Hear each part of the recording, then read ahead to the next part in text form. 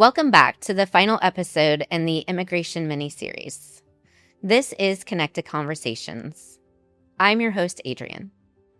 Today's final episode is called Civil on Paper, Criminal in Practice. This episode is not a conclusion. It's a question. Over the last few episodes, we've talked through a story. Not the full details of it all. That will be for my friend to share when he's ready. But I'm sharing enough of his story to see something clearly. A life that looked familiar. A moment that changed everything. An experience inside detention.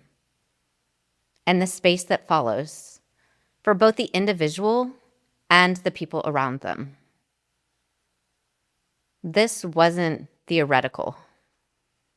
This was someone with a home, a business, a routine, a family who expected them to return.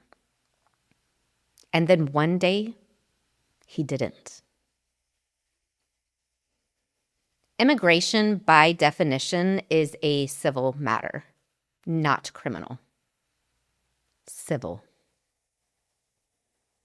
Statistically, immigration violations are mostly civil, not criminal, which means the people inside the system aren't there because of a crime, but because something in their status or documentation fell out of alignment.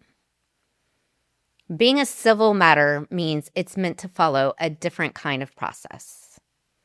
Different standards, different expectations, different protections. You're supposed to be informed of why you're being held. You have the opportunity to be heard within a reasonable amount of time. You have access to legal representation. Your case is reviewed. A decision is made. That's what exists on paper as the protocol. But experience doesn't always follow paper. When he arrived, there wasn't a transition. There wasn't an explanation of what to expect. There was a $5 phone card to make his phone call, a Mylar blanket, and a spot on the floor because the facility was over capacity. A privately owned facility that gets paid by the government for every bed filled in the detention wing. He takes medication. That didn't change just because he was detained. But for 10 days, he didn't receive the medication.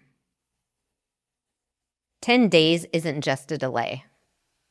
It's a question about the continuity of care, about responsibility, about what happens to a human body inside a system that it is defined as civil. If something is civil, what should it feel like? Should it feel like confinement? Should it feel like waiting without knowing when you'll be heard? Should it feel like days passing without access to an attorney? Or any clear timeline for when you'll stand in front of a judge?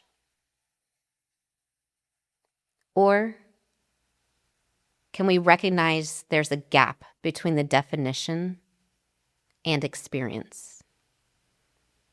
Because when people describe sleeping on floors because space is limited, waiting days or weeks for basic needs to stabilize, not understanding or being told when they'll be seen or heard, it raises something simple.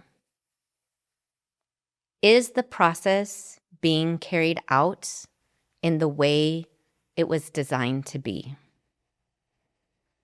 Where is the line between civil processing and something else? These aren't extreme details, friends. They're basic ones.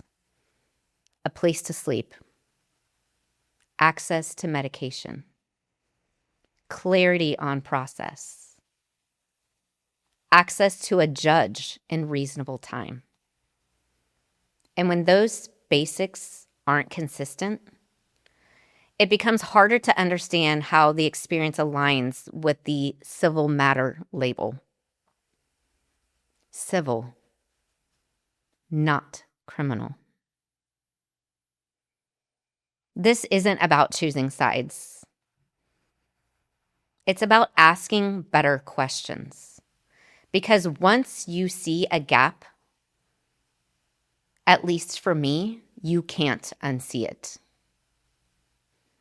What you've heard in this series are pieces of the story, moments, observations, experiences. But there is a full, detailed story behind this, a real timeline, a full sequence of events over the 70 days he was detained. From the person who lived it, and his voice matters. And when the time is right, you'll hear the full story in his own words.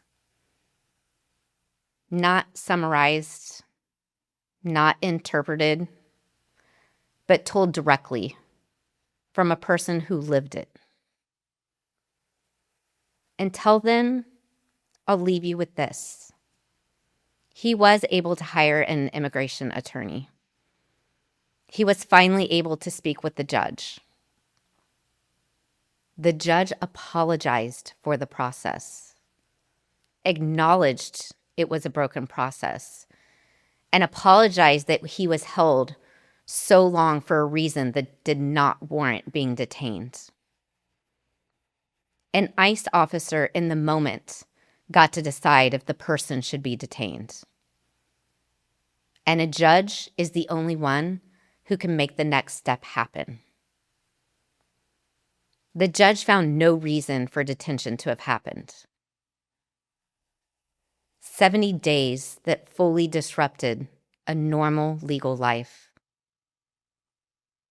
He still loves America. He still believes in systems and processes. But now he sees that systems and processes are not always what they claim to be. I encourage all of us to make space to understand what we can from those who experience things outside of our own perspective. To listen more carefully. To hold both things at once. What a system is meant to be and what it feels like to live inside it. Thank you for being here. This is Connected Conversations. Short, honest, human. Thank you for listening. Thank you for being open to other perspectives. I'll meet you in the next episode.